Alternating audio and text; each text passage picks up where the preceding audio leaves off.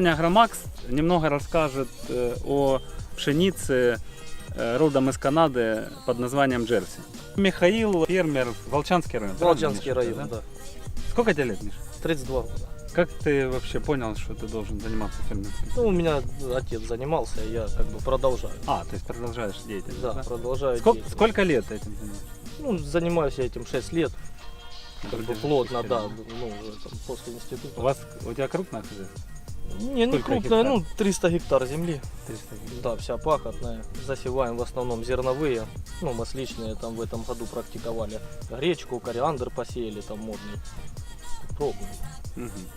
Скажи, какие вообще в принципе боли у фермера? Проблемы, ну, не знаю, недостатком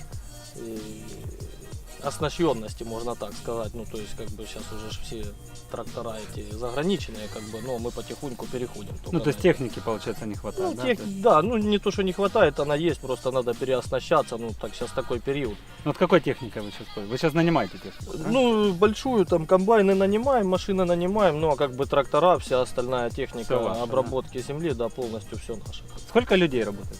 Людей работает, ну 6 человек работает. Скажи мне, как правило, когда вы какие культуры выращиваете? Пшеницу? Пшеница, Основная ячмень, подсолнечник. подсолнечник и кукуруза, да, Ну, наверное? кукурузу редко тут сеем, тут как бы зона недостаточного увлажнения, поэтому пытаемся использовать как бы всю весеннюю влагу и приспосабливаемся как бы к погоде, скажем так. За счет этого и начали сейчас пробовать вот кориандр озимый купили, там дорогучий, там 252 тысячи, по-моему, за тонну отдавали посевной. То есть вы в этом году посели кориандр? Да, в этом году посели кориандр. Это нишевая культура, правильно? Ну, это получается эфиромасличные. Мгм. То есть это там культура на экспорт идет в основном в Китай, из нее делают там парфюмерию делают, ну всякую такую фигню. Мгм. Используете в парфюмерии, да? Да. кориандр.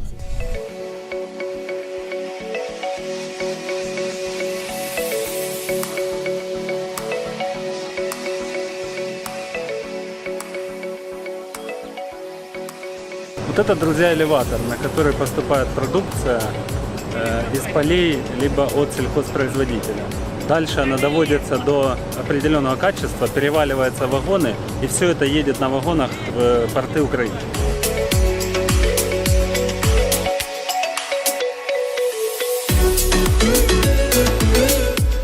Друзья, как вы видите, стоят машины в очереди. Это машины стоят на отбор проб для лабораторных анализов. Они приехали на элеватор, и прежде чем их выгрузят, возьмут лабораторные анализы, определят качество пшеницы, либо ячменя. Потом они выгружаются. Если качество не соответствует норме, его доводят до определенного качества, и это все высыпается в определенные склады. Это пшеница поздняя, как бы покупали мы ее на Kernel Global Holding по, не помню тогда, по $2500 за тонну за посевную. Это импортная. Да, это канадская пшеница, Джерси Вот, называется. расскажи нам об этой пшенице, чем она отличается от Смотрите, обычных ну сортов. это отличается пшеница от обычной, потому что она высокопроизводительная, менее подвержена она всяким болезням, стрессам, не сильно ее едят насекомые, как бы за счет там что-то они там какой-то ген куда-то внедрили в этой пшенице, ну я имею в виду, это Да. канадская компания. Ну, в принципе, результаты отличные. На протяжении 3 лет мы выращивали разные там вот Джерси, там Новел выращивали, ячмени ихние. Ну, результаты лучше, чем в 2 раза по обычной пшенице. То есть, ну, в этом году вот сейчас будем косить, посмотрим. Но я думаю, тут полтинник тут легко будет. Эта пшеница идет как посевной материал? Ну, это уже 3-я репродукция. В принципе, можно сеять ее, потому что они позиционируют свою продукцию как то, что ее можно выращивать 10 лет.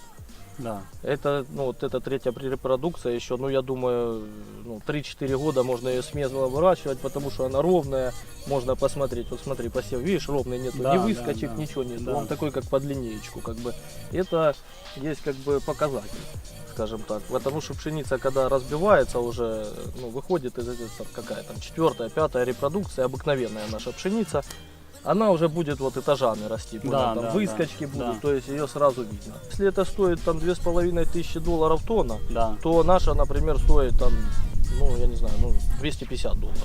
Да. Ну, 300, пусть там какая-то. В чем самая. смысл выращивания? Смысл в том, что у нее потенциал большой. То есть, например, в том году мы косили, в этом году еще не знаю, но вот 50-60 тут в этом поле 100% есть, я уже вижу. То есть эта пшеница дает в этом году не очень хороший урожай пшеницы. Ну вот То есть везде, те- если давай берем так, если везде урожайность 30-35, ну там какие-то... Ну даже есть и 20, честно говоря, по Ну, району. ну, что там Ну, про в них В разговаривать. среднем 30, правильно? 30-35, да, в среднем по району. А эта пшеница Эта будет пшеница- давать 60. Эта пшеница дает 60 60, центнеров с гектара. Ну тут хорошо будет, я уже вижу просто, что тут будет. Да. Какой севооборот Используем. используете? Ну, сейчас пытаемся, вот ищем культуру, как бы сеяли в этом году гречку, сеяли кориандр в этом году, ищем как бы культуру для севооборота. Есть еще там соя на примете, горох, но Какие удобрения используете? удобрения Когда их используем, кидаем амофос килограммов 150-200, ну тоже по Когда? ситуации. Когда начинаете? Осенью кидаем под основную, как бы. Ну, перед посевом там пшеницы, можно сказать, или мы Да. везде кидаем амофос. Да. И сеем пшеницу с полифоской или с яромилой, ну как тоже по деньгам, смотря это заграничное Потом, когда- удобрение. Потом, когда идут всходы, вы подкармливаете? Конечно, кидаем потом 300-400 килограмм селитры, ну там или за 2 раза там по 150, по 200, тоже все зависит от приоритетности площади. Давай еще раз, вот математика. Тонна пшеницы такой стоит Да. 2500 Долларов. долларов 1 тонна. Да, ну давай скажем просто, она стоит там пусть 55-60 тысяч тонн. Гривен. Гривен, да. Да. 55 тысяч гривен стоит тонна. Да. Что мы получаем с этой тонны? Мы получаем Ну, с тонны, Э. смотри, мы получим примерно, это там обсеем, ну, скажем, 8-10 гектаров. Так. И получим мы с них, ну, пусть даже по тех же самых.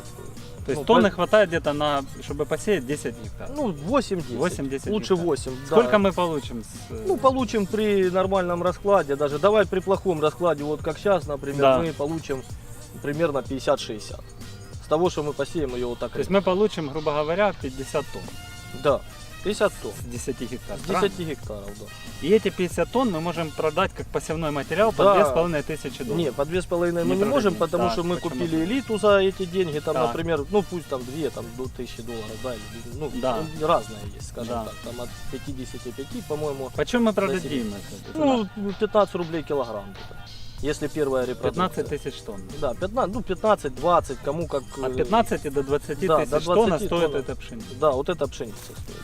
То есть Вторую репродукцию мы продадим дешевле, соответственно. Да. Ну, потому что осталось меньше лет Да. ее выращивания. Да. Третью еще дешевле. Ну, все равно мы ее продадим дороже, чем обычную пшеницу товарную на элеватор. Первая репродукция, это как это считается? Ну, вот мы купили элиту, например, Да. на фирме, да? Да, Они там документы дают, там все подтверждение, что это элита. Мы ее сеем, да. косим. Это получилась первая Первый репродукция. год, первая Да. репродукция. Так 10 лет можно делать. И Она надо растет заново- 10 лет. Репродуцирует 10 лет эта пшеница. То есть она будет все нормально. Там мы пробовали, я тебе сейчас скажу, мы с ячменем пробовали. 6-й год ячмень растет, ничего с ним не случилось. То есть как бы обычный ячмень уже ну, было бы такое, вот этажами побило б его. Мгм. Ну, страшно было бы смотреть. Мгм. Пшеница растет у нас самую первую, что мы покупали.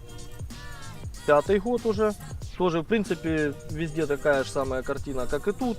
Она ровненькая, красивая. Поэтому как бы сомневаться, в принципе, не в чем. Все растет. Первую Математика на лицо. математика на лицо, как бы только надо кому-то продавать. То есть, Вы ее доводите где-то до определенных ну, показателей смотри, качества? товарная пшеница, Или- например, мы убираем хорошими комбайнами.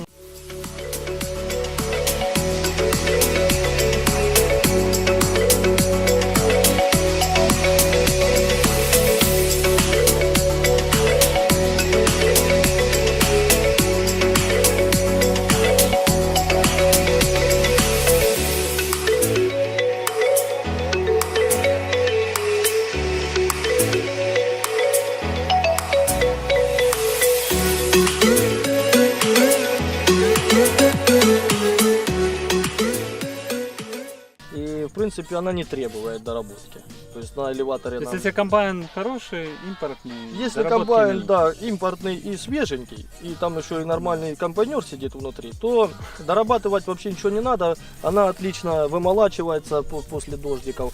И как бы идет на элеватор, ну как элеватор, зачетный тебе не поставит, 0,5 они за положняк Ну, забирают, как да. бы там, ну не получается. это их не работа. Да, то есть я привозил им даже семена, там 3 раза очищенные там или 4, все равно 0,5 они ставят как бы.